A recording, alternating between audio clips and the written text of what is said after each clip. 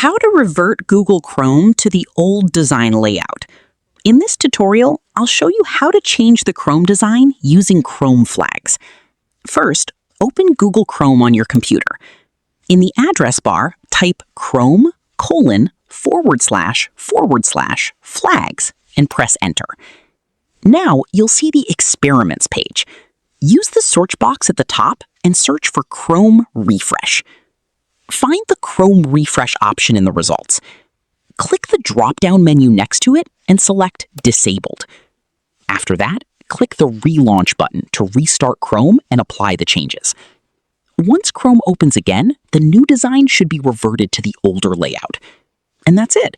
You've successfully reverted Google Chrome to the old design layout using Chrome flags. Thanks for watching.